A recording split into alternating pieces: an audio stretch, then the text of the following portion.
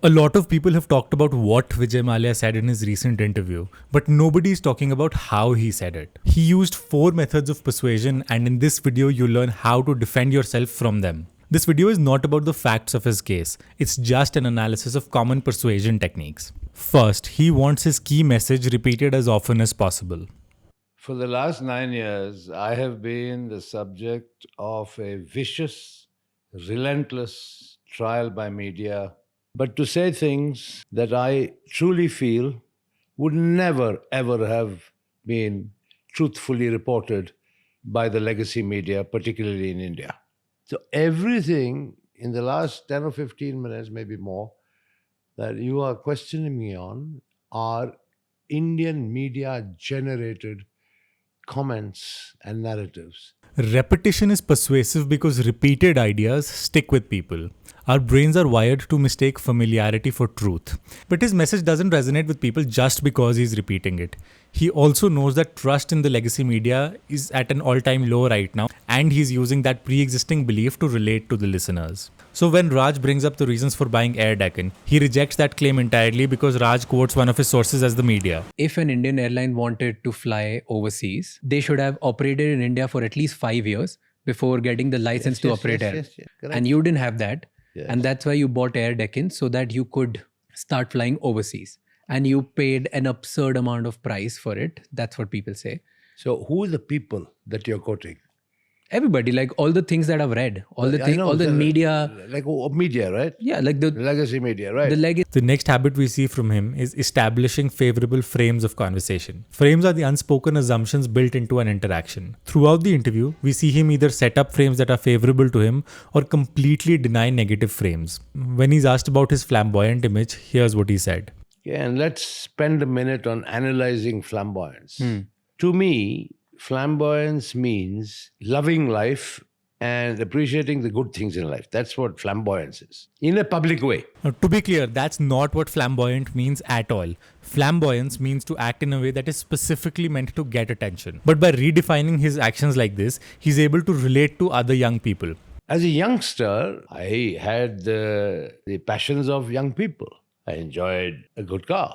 I enjoyed my drinks. I enjoyed parties. I enjoyed music. I enjoyed sport. To be clear, there's nothing wrong with doing any of what he just described. This is just a neutral example of what framing is, because the next thing that he does is framing asset seizure and willful payment as the same thing. Raj catches this and points it out. But recovering all the money that you owed is not as same as you paying them willfully. The question at its heart is about intent and the difference between forced recovery of assets and willful payment. But watch his response. Maybe you I committed made 4 different settlement offers From in when? writing, so around 2016, including before the Supreme Court of India. He doesn't talk about asset seizure or willful payment at all. Instead, he talks about settlement offers. That's a position that he can easily defend. Crucially, we don't hear anything about these offers. They could be good offers, bad offers, or anything in between. Subtle framing like this can be really persuasive if you're not careful. Watch how they both start talking about recovery as payment a few minutes later. but you have a problem with they calling you chore because you've repaid the money. Yeah, well, I'm probably the only chore who's been called chore after repaying 2.5 times. But it's okay. Moving on to whataboutism. Whataboutism is responding to an accusation with a counter accusation directed at someone else. Did you? I think if you see the line of private jets starting from Mr. Ambani's in Bombay Airport and ask them who uses your jets, you'll get the answer. This is known as social proof. When we don't know the correct way to behave in a situation, we look at the actions of other people to determine the correct behavior. So by pointing to other people like this, he's able to use both whataboutism and social proof to back up his point. And watch his whataboutism here as he discusses not paying taxes. They were arrears. Nobody is disputing that. But compare my arrears with Air India's arrears. Air India's arrears were probably 10 times that of Kingfisher Airlines. I'm not saying whataboutism is always bad, though it's often used to deflect from key points. Whataboutism can sometimes provide necessary context about a situation. But the key point here is that you should notice when someone uses whataboutism and then decide for yourself if it's necessary context or if it's just deflecting. The final tactic in today's video is using straw man arguments arguments. This means distorting an opposing argument to make it easier to attack, and then attacking the distorted version of the argument.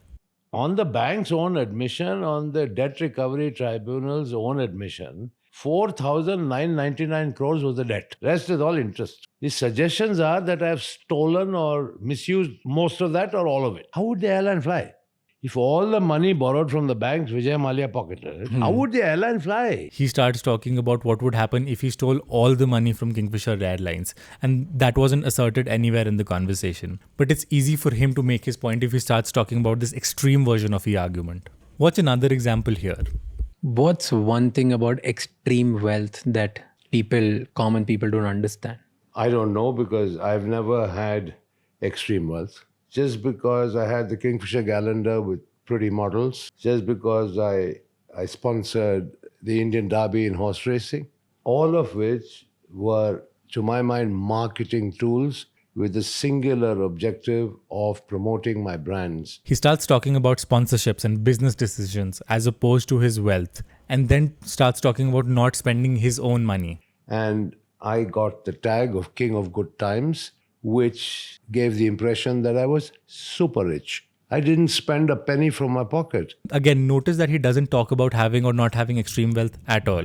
I hope you enjoyed this video. Thank you so much for watching, and I'll see you in the next video.